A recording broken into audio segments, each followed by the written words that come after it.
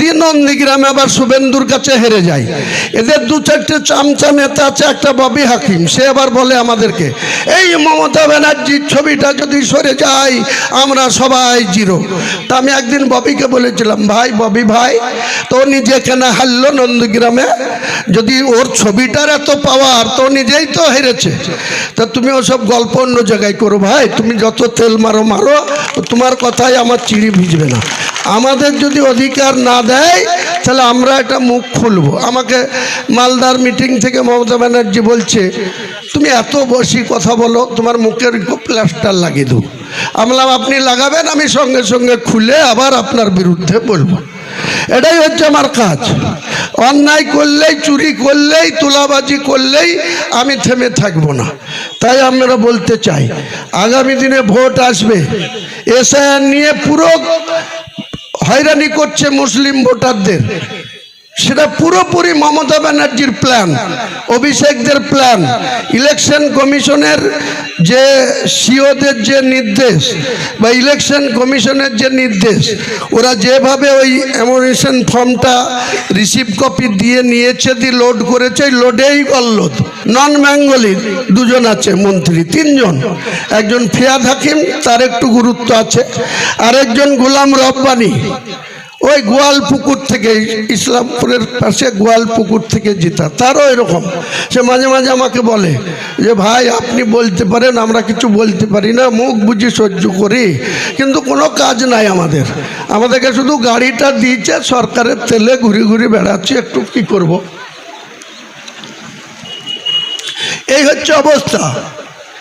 তো আমার বক্তব্য হচ্ছে, ভাই মুসলমান ভাইদেরকে আমি একবার বলবো যে আপনারা সারা জীবন ভোট দিয়ে কখনো কংগ্রেসকে নির্বাচিত করেছেন, কংগ্রেসের মুখ্যমন্ত্রী হচ্ছে, সেই ৭৭ সালে লাস্ট প্রায় ৫০ বছর কংগ্রেস আর এই রাজ্যে কোনো কিছু, দিন দিন ক্ষয়িষ্ণু হয়ে গেছে, কংগ্রেস শেষ হয়ে গেছে।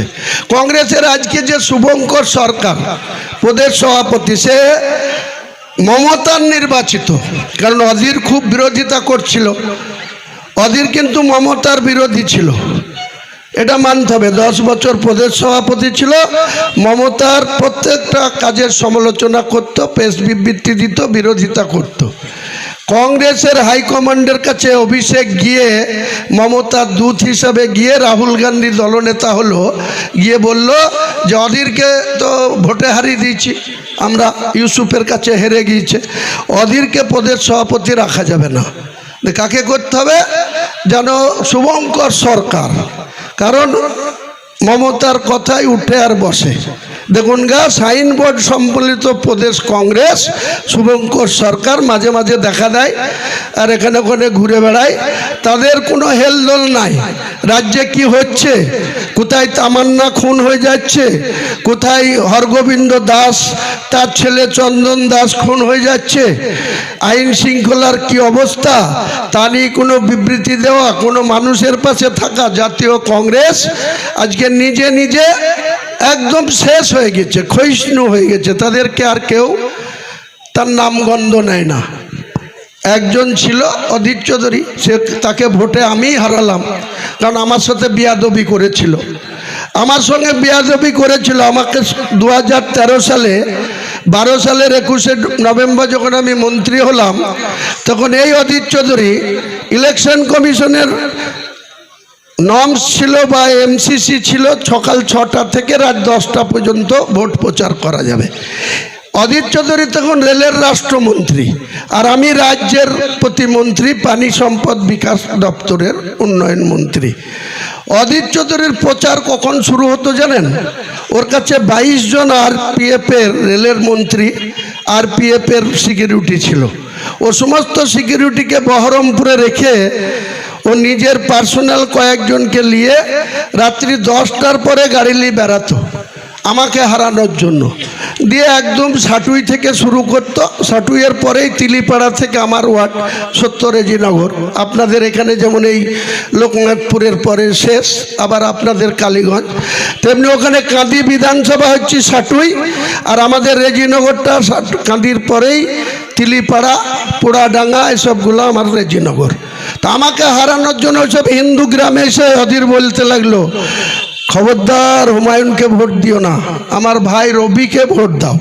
এখন যে আছে রেজিনগরের এমএলএ একটা পাক্কা হিজড়ি, এ পাক্কা হিজড়ি, কিছু মুসলমানের নামগন্ধের নাই, নামটা ওর রবিউল আলম চৌধুরী।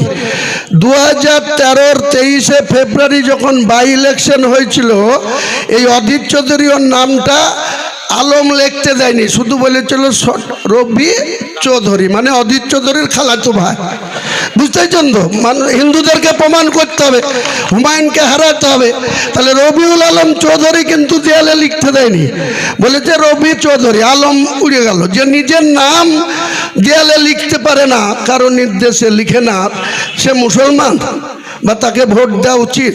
সে হিজড়ি ছাড়ার কিছু না, আমি মনে করি হিজড়ি। সে হিজড়িরা রাস্তায় হাত পেতে পেতে বেড়ায়, ও ঠিক বিধানসভায় ওইখানে ট্রেনে চাপে বেলডাঙ্গায় কলকাতায় যেয়ে ঘুমায়, আবার বসে বসে কি যে করে কিছুই বোঝা যায় না, কোনো কথা বুঝতে পারবেন না। দুদিন আগে আমার বিরুদ্ধে সাংবাদিক সম্মেলন করেছে, দিয়ে বলছে হিন্দুরা আজান দিবে, মুসলমানরা নামাজ পড়বে। যা না বাটাম দিবে হিন্দুরা, এবার যা রবি চৌধুরী সাজা তোর বার করে দিবে, যা না তোর উল্টো পাল্টা কথা বলা বুঝতে পারবি আগামী দিনে।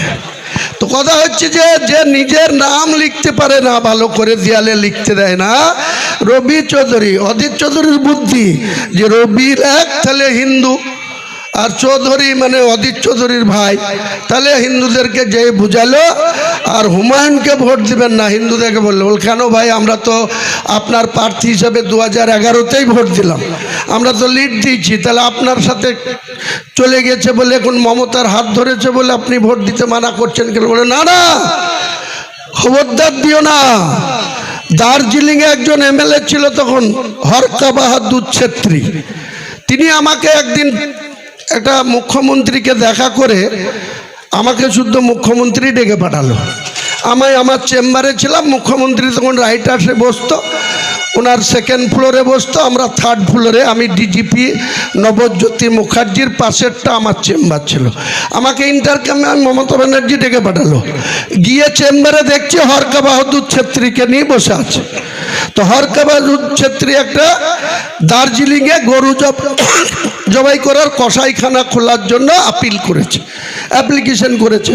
মমতা ব্যানার্জি আমাকে ফাইলটা দিল, বললো যে এটা দেখে দিও। আলমটা আমি কি দেখে দেবো, আপনি নোটশিট করে অ্যাপ্রুভ করে দেন, তারপরে আমি পাঠিয়ে দেবো যথাযোগ্য জায়গায়। যাক বললো, আমি 2-3 দিন পরে তুমি আমার কাছে এই নোটশিট করে পাঠাবা, আমি অ্যাপ্রুভ করে দেবো।